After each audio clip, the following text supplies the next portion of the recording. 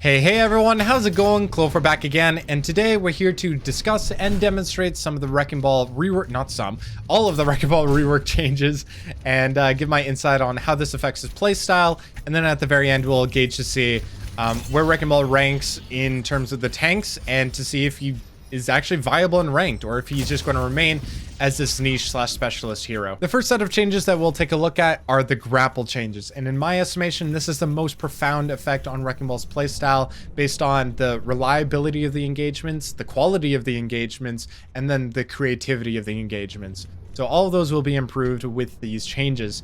There are two parts to these changes. There's a cooldown part. You'll notice that if I grapple onto any surface, previously this timer that is pinging right now on the bottom right would start going, but nothing's happening up until I spark Fireball. That's when the countdown starts, and we all know what happens. 6 seconds go off and my grapple detaches. So that's all pretty standard.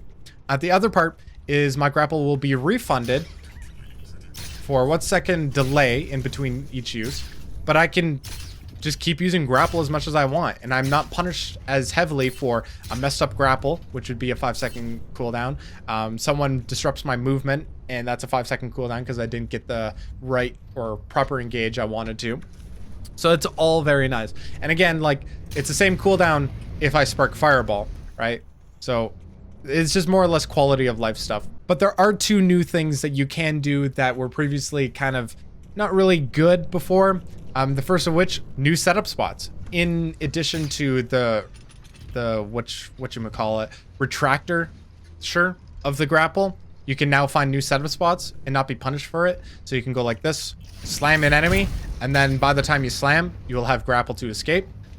The other thing is getting an easy wall jump for a slam. So previously, this is how you were able to get slams off. This is how you were able to reach some high grounds, is by wall jumping, and sometimes you would have to wall jump and slam, but all that is kind of fixed with the retractor, as well as just the refunding of grapple. I don't have, there we go, we have slam now. So now you can use the Toronto kick as a way to gain some height for a possible slam. Before, again, it was a 5-second cooldown, and it'd be really punishing because sometimes you'd go for that cool play, but then you wouldn't have your grapple, and you would take a lot of damage and be forced away from the fight, be a non-factor, and that's not what you want. Also, same thing, if you're careful with how you get up on certain places, now you have grapple just on a super long cooldown. So it definitely allows for a lot more possibilities because of those cooldown changes. The second part of the grapple changes is the new mechanic, the Retract of grapple, which will shorten the length of grapple. But just before we get into some of the use cases of it, I do need to explain the key binding, because that is very important. By default, it is bound to your jump key, and that's not good, because what can happen is that when you're retracting, you can trigger a tightrope effect, and basically you don't move how you want to move sometimes, right? Like, imagine you grapple onto here, and then you're trying to roll left, and then you get pulled to the right. It just doesn't feel right. You don't move how you intended to, and that's just something that you don't want to deal with. What is the tightrope effect? Well, whenever your grapple is below Wrecking Ball, and Wrecking Ball is in the air, like so, you'll see I kind of just float, and that will really limit your amount of mobility. You'll see when I do this and try and move left, like I'm pretty slow, and your time to get Fireball is quite long, so you just don't want to deal with this. You want to remap it immediately. There's also another keybind that I recommend against, and that's the interact key.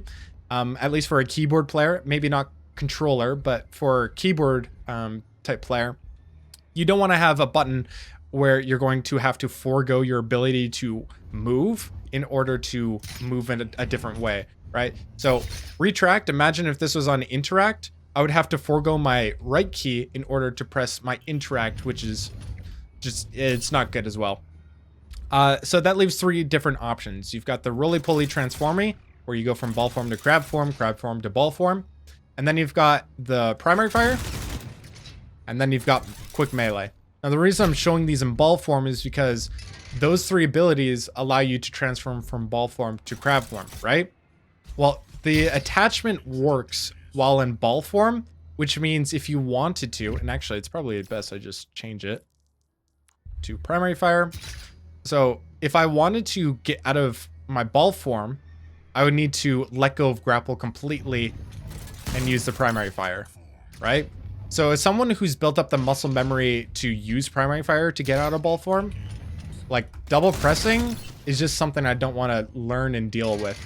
So I recommend the roly-poly transformy because it's basically a free button. So again, how does this mechanic work? Well, you attach to any surface and then you shorten the length of grapple. I mentioned this earlier, one of the use cases was setup spots, and just to give a better visualizer, let's say here, I'm in a spot where the enemies can't easily take me out, right? Like they would have to go over this rooftop with like an Echo or Pharah. And, well, if the enemies cross underneath here, boom, kablano, they don't know what hit them. So that's all very good. And then the best part, you don't have a 5-second cooldown on your grapple. So like think about Hollywood, the Hollywood Point A, that first arch. All of these places just now basically double the amount of setups you have. Because previously, this was the setup, like this, and this was the, and this was the setup. While you do have multiple locations, you were still predictable because you were coming from either of those two directions. But now you quite literally have unlimited, and I bet with people finding new spots, let's say here, like, all right, and then you swing out like this. You see what I mean? Like, people are going to discover some stuff. So, yeah, that's very important. We mentioned how the cooldown of grapple, where you don't spark fireball, oops, means that you can have a shorter cooldown, right? Now, in this this workshop code, I'm going to have infinite grapples. I'm not going to have any grapple cooldown. So, just imagine every time I spark fireball, I have 5 seconds attached to it. So, if I were to mess that up, now this is a 5-second cooldown when I let go. So being careful might not be the most practical solution. Even there, I didn't even see the fireball. So one possible workaround if you wanted to get on high ground is find something that's even higher than the high ground. And whoop, Batman grapple up, like so. Just to illustrate how Wrecking Ball players used to do this before, it was wall jumps. Sometimes they're kind of tricky, right? You need to spend a lot of time. If you had ping, this is very difficult. And if you couldn't do any of those techs, you'd have to take the long way around up the stairs. Again, predictable, easy to lane you from reaching some of the high areas of priority. So the fact that you can do that, sometimes a high ground like this will be difficult to get up to, and you'd have to, maybe a grapple wouldn't work. But at the very least, like, look at the trajectory. The difference between this and this is time. And if you need to engage quite quickly, which is one of the reasons why Wrecking Ball kind of sucks, is the wind-up time with his mobility. This just helps alleviate some of that. Also, again, like, if you're not a Wrecking Ball specialist and you don't know a lot of grapple spots for every single map, which are like probably 40 you need to memorize, this is just a good workaround. Now imagine this. You're going for a double boop, right? Boop, boop. Oh, I messed up. Well, I can struggle here, but I can also just pull myself up. So no longer are you going to get stuck below there. Maybe if you spark fireball like that, then you're going to be under some time pressure. But yep, that's kind of self-explanatory. And this is where we'll have quite some fun. See, if you grapple here and with some angular momentum, one of my favorite words now, with the whatever this thing's called, retractor, you can go extremely fast. How fast? Watch. Oh, it's so fun. It's way too fun. So it only works if you have angular momentum. What is angular momentum? Basically going at a direction not towards the anchor point. So if you go straight towards a surface like this with momentum, you don't go any faster. You go the cap of 20 meters per second. And if you start retracting first, you actually are limited. You only go the maximum speed of the retractor, which is 9 meters per second. You can move left and right, which is why you move slightly faster. But yeah. So how this works physics-wise, you'll have two forces. You'll have the force that draws you towards the anchor point. So why angular momentum is like, I'm spinning here, right? Well, the retractor will try and pull me towards the center. What is that, like centrifugal force or I don't know, it's some sort of force. But it'll pull you in, and then at the same time, you're also rotating around this pillar. So you got two different forces, which means you go really super duper fast. Now there is a lot of control that you could do. For instance, if you didn't want to use Retractor or a limited amount of Retractor to try and correct movement. Oh my goodness, that was really quick. Then that's how you get the most amount of control. If you want maximum speed, which is good for covering ground, you want to let go of Grapple first, and obviously Retractor doesn't work when you don't have Grapple. So you can go like this and then let go of Grapple first, and you can conserve a lot of that momentum. Now I do want to debunk a myth that there is a use case for the Retractor getting out of body block situations, but that's untrue. In these small doorways where there's absolutely no gap, there's just no way I can get through this doorway whatsoever. Maybe on bigger gaps, and like the whole idea stems from the fact that the Retractor will always find a way to squeeze through some of the opening gaps that the player might give, but it doesn't stop body blocking whatsoever. So I mentioned this would make Wrecking Ball more consistent, and for his engages this is true because it allows more flexibility in his engagements. Previously, Wrecking Ball would grapple on his spot, and your only flexibility was whether or not you wanted to start rolling left and forward, or if you just wanted to swing forward. And both of which are quite predictable once you get into the swing of things, quite literally. So now that you can change up your angle of attack by simply retracting, and that's major, because in most of the matchups Wrecking Ball has against his counters, usually will just get booped and then that's it, right? So the predictable arc is kind of his own counter, but now I can kind of throw in this. I can change up my angle, right? And I can do this 3 or 4 times. And the Brig will be like, oh, I need to go a little bit earlier before he starts a retraction. And then I'm like, haha, actually, I'm going wide.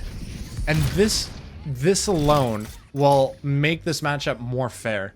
That's all I wanted. And here it is. And then when you start talking about creativity, look at this grapple spot. Before, it would be something like this. And you see how I lost my fireball? And it's kind of like a very long swing.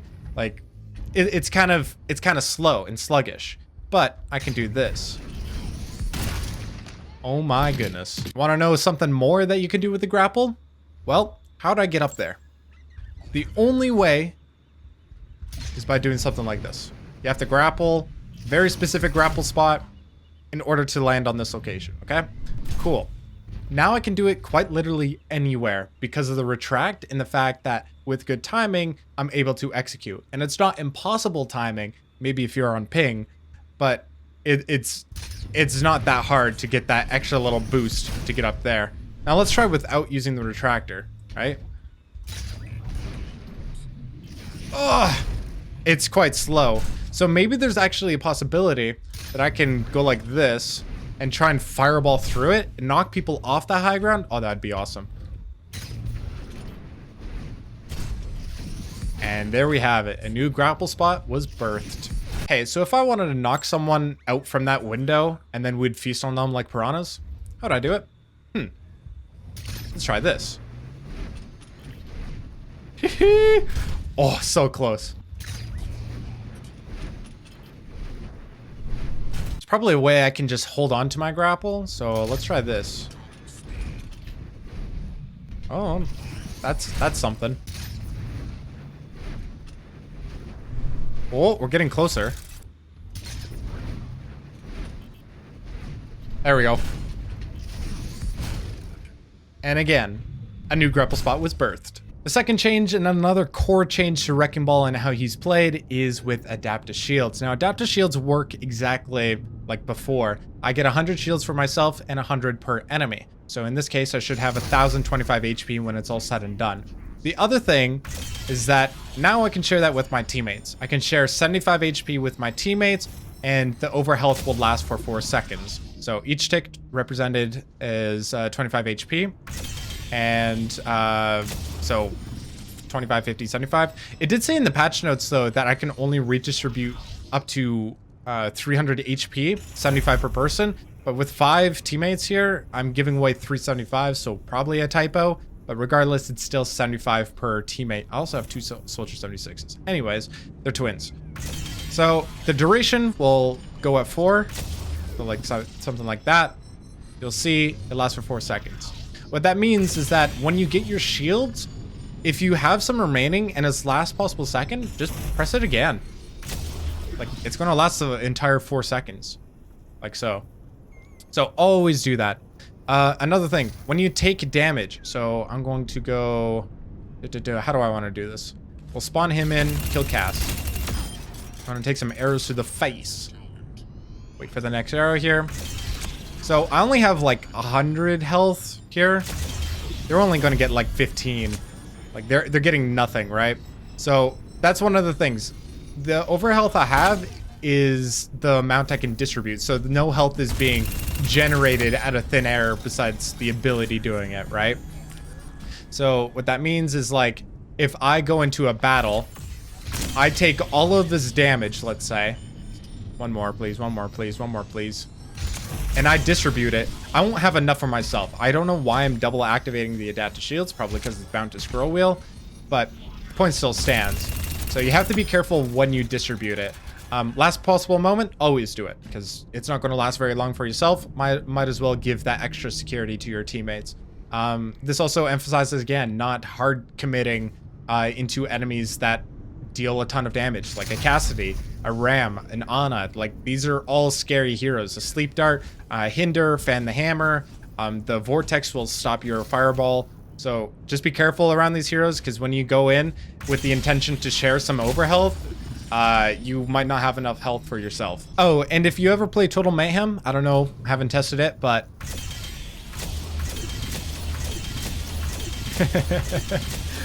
maybe if there's like not limited heroes, the one where you can pick like a same hero twice in a game, Wrecking Ball might actually become overpowered, so just be aware of that. The last change to Wrecking Ball is the Minefield health increasing from 50 to 60, and some key interactions that have changed include Ana, where her damage over time from her dart may not be enough and still activate a mine. Torbjorn turret takes 1 extra bullet, so that helps in maintaining the zone. And then Doomfist, well, he doesn't destroy the mines anymore. And this is where we get into the tier list part of the video, where I explain my opinions on where Wrecking Ball ranks amongst the other tanks in the game after the rework. And well, surprise, surprise, I think Wrecking Ball still remains in this awkward tier where if his teammates are on the same page, he is dominant. But if his teammates aren't on the same page, Wrecking Ball just kind of exists.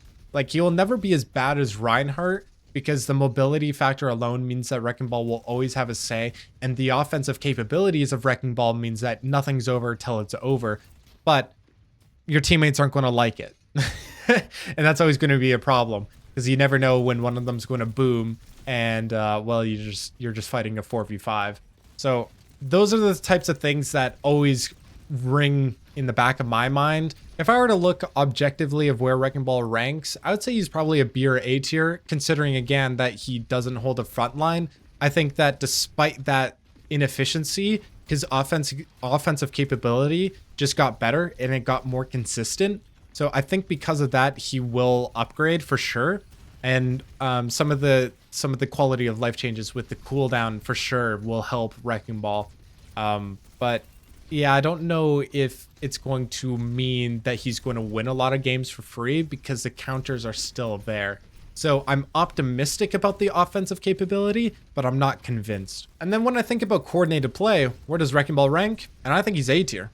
And I always make the comparison between Doomfist and Wrecking Ball because they play very similarly. The difference between Doomfist and Wrecking Ball at this point is styles. If you want more of a brawly tank who is better in close quarter maps, probably has more bursts than Wrecking Ball. Or if you want to go Wrecking Ball, who is better at dive, arguably, provides, at least right now after this rework, more help for his teammates, and will be able to adapt to different play styles and different comps more easily than Doomfist. I think Wrecking Ball is just better. You can also look at just at their kits in general, like the guns, Wrecking Ball is better at. Ultimates, Wrecking Ball's better at. Survivability, Wrecking Ball. Helping out his teammates with slam, knocking people up, or even, again, the adaptive shield. That is also favoring Wrecking Ball. Quite literally, Doomfist's only advantage over Wrecking Ball is being able, well, maybe against Wrecking Ball, it's the disruption from his slam and punches. But despite that, it's got to be the ability to peel and create space for his team when they need it. And in those coordinated environments, as long as there's communication between the team, your teammates will always be able to adapt to what the enemies are trying to play, right? And they can adjust their positioning, and that will make it so that Wrecking Ball never has to appeal. But yeah, I don't want to dwell on this for too long. We already spent quite a long time just discussing what the Wrecking Ball changes mean, and I'll probably give some explanation about how Wrecking Ball is played, why he sucks fundamentally, and all that sort of stuff maybe to come, as well as we'll definitely go back into the creative grapples type video series again, maybe. We'll see. And yeah, that's all I have to say. So hope you guys enjoyed, and I'll see you when I see you. Peace out.